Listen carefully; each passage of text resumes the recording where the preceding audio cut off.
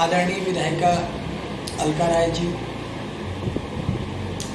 मैं सत्यम प्रकाश राय आज दिन बुधवार 4 तारीख को यह वीडियो बना रहा हूँ। संभवतः यह वीडियो आपको रविवार या सोमवार को प्राप्त हो, जब तक हमारी पूरी तैयारी हो चुकी होगी। विधायिका जी, आप उन 50 वीवीआईपी लोगों में हैं जो 1 मई 2019 को अतुल राय पर मुकदमा दर्ज होने के बाद से मुझसे खुद से संपर्क किए, खुद से मुझे मदद और तमाम चीज़ों का ऑफ़र किए, लेकिन इतने लोगों के फ़ोन मैसेज आने पर भी, मदद के ऑफ़र देने के बाद भी, तमाम प्रलोभन धमकी देने के बाद भी, मैंने सिर्फ़ और सिर्फ एक व्यक्ति को इन 2-2.5 सालों में फ़ोन किया मदद के लिए। वो आदरणीय आप हैं, जिनको मैंने अपने ऊपर बलिया के नरही में गैंग रेप का मुकदमा होने के बाद याद किया था, आपसे मदद की गुहार लगाई थी, सिर्फ़ और सिर्फ इसलिए कि आप एक महिला हैं और आप स्वयं पुलिस प्रशासन और इस सोई हुई जनता की प्रताड़ना झेल चुकी हैं।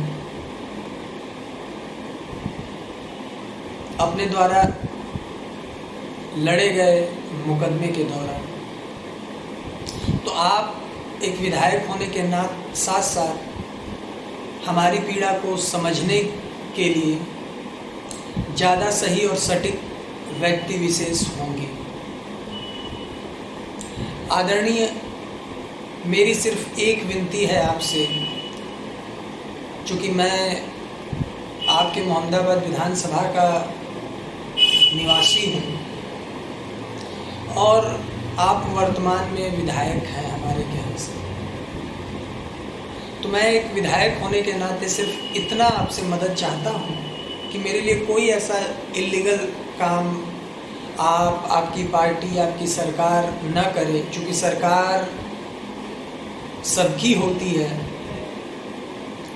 इस वजह से सिर्फ आप आदरणीय योगी जी को, मुख्यमंत्री जी को यह सूचना पहुंचाएं कि अतुल राय जैसा व्यक्ति सामान्य व्यक्ति न पहले था, न आज है, न भविष्य में रहेगा। और हमारे द्वारा बहुत सारे मुकदमे झेले गए, जिसमें स्वयं मैंने 2 गैंग रेप के वो मुकदमे झेले हैं और झेल रहा हूँ।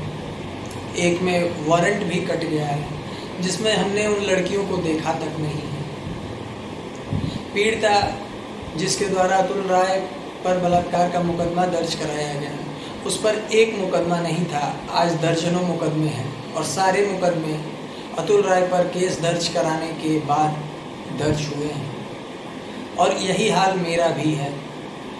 ऐसी स्थिति में कौन गवाही करेगा, कौन पैरोकारी करेगा? तो हम यही चाहते हैं कि हमारे ऊपर जितने भी मुकदमे लिखे गए हैं और आगे भी लिखे जाएं, लेकिन उसमें पुलिस हमें अब प्रताड़ित न करे, क्योंकि अब पुलिस की प्रताड़ना से एक पीड़ित लड़की की तो बात ही छोड़िए, मैं अपने आप को स्वयं से कह रहा हूँ कि मैं अपने आप को बहुत मजबूत और अंदर से साहसी समझता था, लेकिन मैं पूरी तरीके से टूट चुका हूँ। और टूटने का कारण ये है कि पिछले 1 वर्षों से, जब से वाराणसी के एसएसपी अमित पाठक बनकर के आए थे, तब से मुझे लगा ही नहीं कि मैं न्यायालय या पुलिस के पास अतुल राय के खिलाफ दर्ज मुकदमे की पैरवी के लिए जाता हूँ। मुझे यह लगने लगा था, और आज तो पूरी तरीके से लग रहा है, कि मैं पुलिस से लड़ रहा हूँ, जो संभव नहीं है। और मेरे टूटने का मतलब, मैं अतुल राय से नहीं टूट रहा हूँ, न उसके लोगों से टूट रहा हूँ, न उसकी धमकियों से डर रहा हूँ, न मैं उसके फर्जी मुकदमों से डर रहा हूँ। मैं टूट रहा हूँ तो सिर्फ ये कि मैं पुलिस को अपना दुश्मन नहीं बनाना चाहता था, न हूँ और न आगे रहूँगा।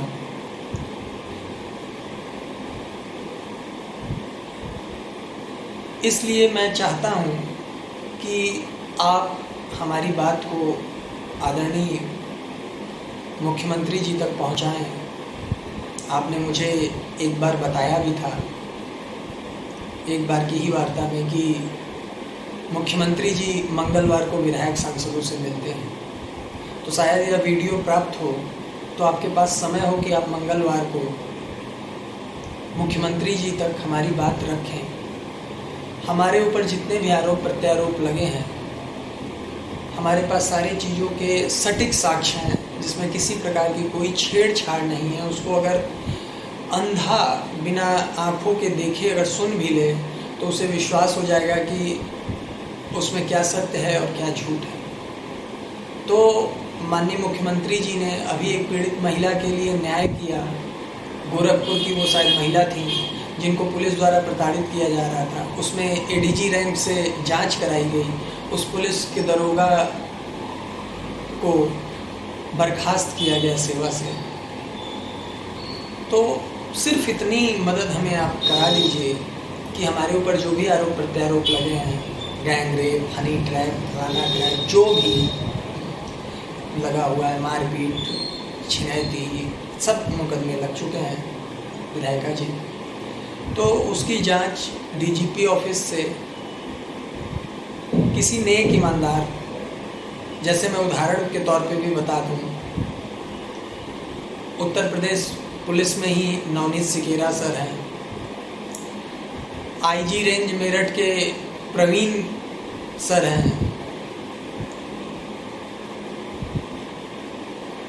प्रभाकर चौधरी सर हैं। इस टाइप के किसी भी अधिकारी से जांच करा दी जाए 2 दिन, 4 दिन, 1 हफ्ते में, और अगर हम दोषी पाए जाएं तो हम आज भी कह रहे हैं कि समाज में हमें दंडित किया जाए, जिससे समाज में एक अच्छा संकेत जाए कि कोई गलत किसी के ऊपर आरोप न लगाए, कोई गलत किसी पे मुकदमा न लिखाए। नहीं तो हमें अतुल राय पे दर्ज बलात्कार के मुकदमे के फैसले आने तक पुलिस प्रताड़ित न करे। पिछले 2 सालों से हमें पुलिस ने बहुत प्रताड़ित किया है, विधायिका जी बहुत ज़्यादा प्रताड़ित किया है। लेकिन इस सरकार की साख की वजह से, सरकार के नारी सशक्तिकरण अभियान की वजह से, और व्यक्तिगत रूप से पार्टी से और जाति से हट करके योगी जी में निष्ठा रखने की वजह से, क्योंकि मैं जब यूपी कॉलेज का उपाध्यक्ष था तो आप शायद योगी जी तक अगर यह बात पहुंचाएं तो उनको याद आ जाए कि 2014 में आचार संहिता लगने से कुछ दिन पूर्व ही मैं खुद, मेरे पास अध्यक्ष का कार्यकाल था, मैं उपाध्यक्ष था, और यूपी कॉलेज के 100 वर्षों के इतिहास में उतने वोटों से कोई नहीं जीता था। मैं वो प्रत्याशी रहा हूँ, विजयी प्रत्याशी रहा हूँ। मैं योगी जी का कार्यक्रम लेने के लिए यूपी कॉलेज का प्रतिनिधि बन करके, प्रतिनिधित्व करके उनके पास गया था, जिसमें योगी जी ने मुझे आश्वासन दिया था कि आचार संहिता के कारण मैं नहीं आ पा रहा हूँ, लेकिन मैं आऊँगा। मैं यह चीज़ें इसलिए नहीं कह रहा हूँ कि मैं उनका कार्यक्रम लेने गया था या चाहे जो भी, तो इस वजह से वह मुख्यमंत्री हैं, वह प्रदेश के 22 करोड़ जनता की आवाज़ है। अगर उनसे हमें न्याय नहीं मिलेगा तो हमें न्याय आखिर देगा कौन? मैं एक बात और बता देना चाहता हूँ विधायिका जी आपके माध्यम से, शायद ये जनता इस वीडियो को देखे या चाहे जो भी, हम हमारे ऊपर लगे आरोपों के लिए अब न्यायालय के दरवाजे पे नहीं जाएंगे, क्योंकि यह सब जितनी भी घटनाएं हमारे साथ हो रही हैं, अतुल राय और पुलिस की मिलीभगत से कराई जा रही हैं, यह सब 18 दिसंबर के बाद से और ज़्यादा बढ़ गई हैं, जब हमें माननीय न्यायालय में, एमपी एमएलए कोर्ट में बुरी तरीके से मरवाया गया। वह एक तरह से जान लेने वाला हमला था, जिसमें हम बाल बाल कैसे बचे वो प्रभु जाने। उसके बाद 9 जुलाई 2021 को स्वयं बलात्कार पीड़िता के द्वारा न्यायालय में जाकर माननीय न्यायाधीश को उनके और एसएसपी अमित पाठक और अन्य लोगों की जो प्रताड़नाएं हैं उसको लिखित रूप में दिया गया, जिसमें मुझ गवाह व पैरोकार की भी पीड़ाएं हैं, जिसके बाद से अतुल राय का केस रोक दिया गया है एमपी एमएलए कोर्ट में, जो न मीडिया दिखा रही है न जो समाज को पता चल रहा है।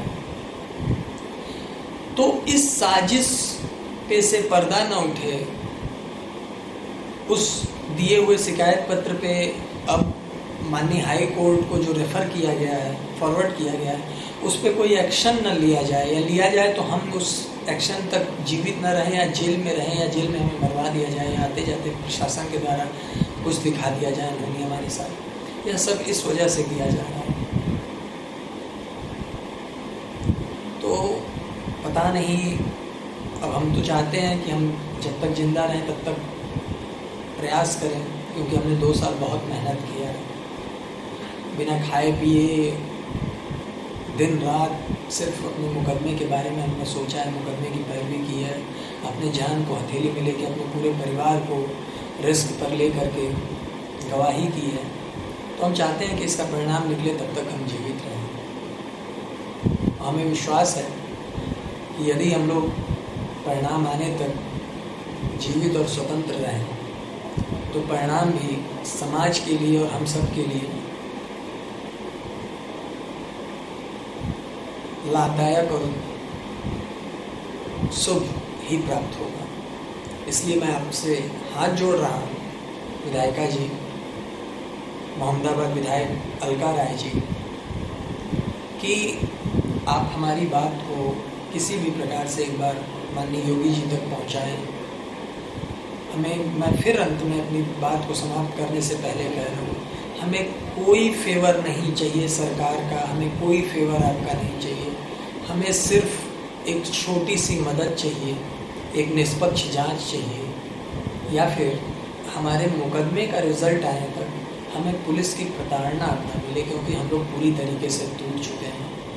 हमें बहुत एसएसपी अमित पाठक के द्वारा बहुत ज़्यादा प्रताड़ित किया गया है। उस प्रताड़ना को हम नहीं चाहते हैं कि समाज का कोई दूसरा व्यक्ति या कोई पीड़ित महिला या लड़की झेले।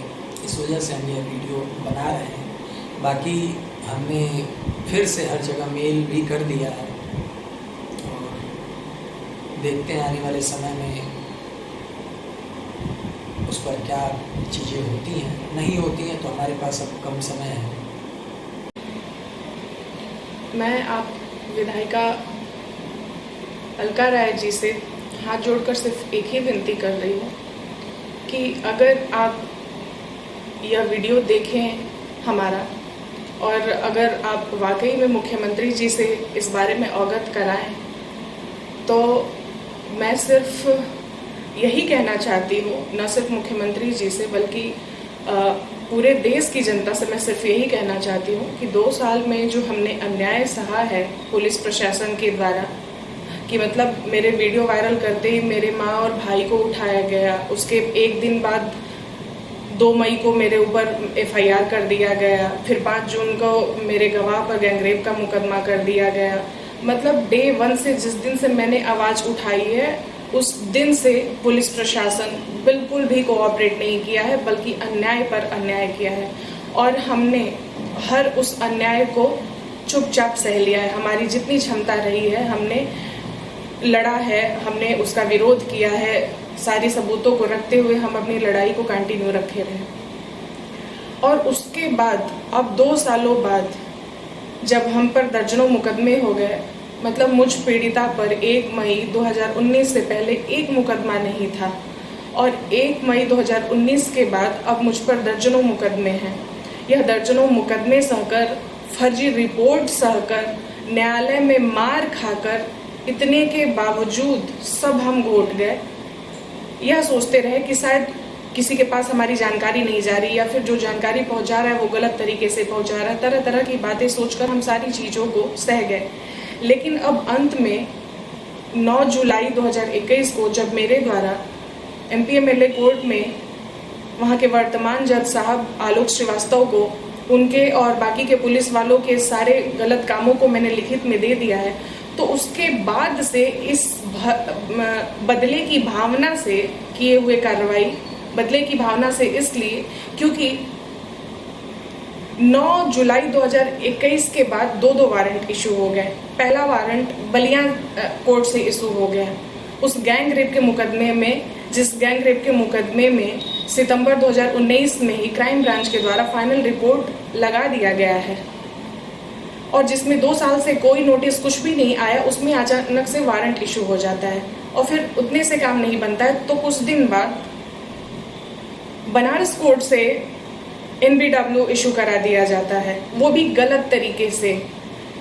उसमें एक कागज को आधार बनाकर हनी ट्रैप जैसी चीज़ों को वेरीफाई कर दी जाती है न्यायालय के द्वारा। कैसा न्यायालय है और कैसे न्यायाधीश हैं कि वह यह नहीं समझते हैं कि जो यह लड़की है वह बलात्कार पीड़ित है, और वो भी एक हिस्ट्री सीटर और वर्तमान में सांसद है, मुख्तार अंसारी का सबसे खास व्यक्ति है। उस व्यक्ति के खिलाफ यह बलात्कार का मुकदमा लड़ रही है और उस पर दर्जनों मुकदमे हो चुके हैं, और जो हिस्ट्री सीटर सांसद उसके गवाह पर 2 गैंगरेप के मुकदमे करा सकता है, उस पीड़िता पर दर्जनों मुकदमे करा सकता है, उसके लिए एक कागज का टुकड़ा लगाना कौन सी बड़ी बात है। लेकिन उस कागज के टुकड़े पर वह न्यायालय और वह न्यायालय के न्यायाधीश NBW इशू कर देते हैं। मैं इन सारी चीज़ों को मैं यह कहूँगी कि यह जब 9 जुलाई 2021 को मेरे द्वारा MP MLA कोर्ट में शिकायत पत्र दिया गया है, जिसमें जज साहब और बाकी के लोगों के काले कारनामे हैं, उसके बाद यह सब बदले की भावना से बलिया कोर्ट से और वाराणसी कोर्ट से कराया जा रहा है, जो मेरे लिए बहुत असहनीय है। लेकिन हम चूँकि ऐसे किसी बैकग्राउंड से नहीं है कि हम इसका किसी तरीके से जोरदार जवाब दे सकें, इसलिए मेरा मुझ पीड़िता का सिर्फ यही कहना है कि अगर मैं इस NBW को स्टे कराने के लिए या अग्रिम जमानत के लिए मैं किसी न्यायालय के पास जाती हूँ तो मैं अपने आप को बहुत हारा हुआ महसूस करूँगी उसी पल, क्योंकि जब हम पर हमला हुआ MP MLA कोर्ट के अंदर और उसका आज तक किसी ने संज्ञान तक नहीं लिया और उसको मैं पचा गई और अपने केस को मैं फिर भी नहीं छोड़ी। इन लोगों के लिए जबरी छुड़ाया गया इन लोगों के द्वारा, तो भी मैं नहीं छोड़ी। और अब मैं इस बदले की भावना से की हुई कार्रवाई पे मैं न्यायालय जाऊं और न्यायालय जाकर यह मुहर लगाऊं कि यह सारी चीज़ें सही है, नहीं, यह मेरे लिए सही है ही नहीं, मैं इस चीज़ को मानती ही नहीं, तो मैं न्यायालय क्यों जाऊँ।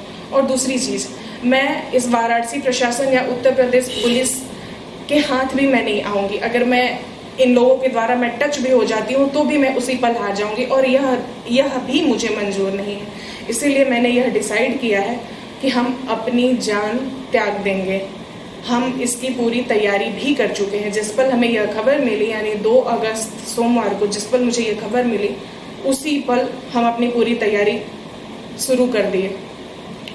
और बस यही है कि हम अपनी जान त्याग देंगे, लेकिन न तो हम उत्तर प्रदेश पुलिस के हाथ आएंगे और न ही हम इस बदले की भावना से निकाले गए NBW के खिलाफ में किसी तरह का कोई प्रार्थना पत्र न्यायालय में लेकर जाएंगे। तो अब यही है कि हमारी जो जान है वह दांव पर लगी है, और अगर यह सब बातें आप माननीय मुख्यमंत्री जी को बता दें तो बहुत कृपा होगी। बाकी क्या होगा कुछ नहीं पता है। हाथ जोड़कर बस एक बिना बाप की बेटी का आपसे यही निवेदन है।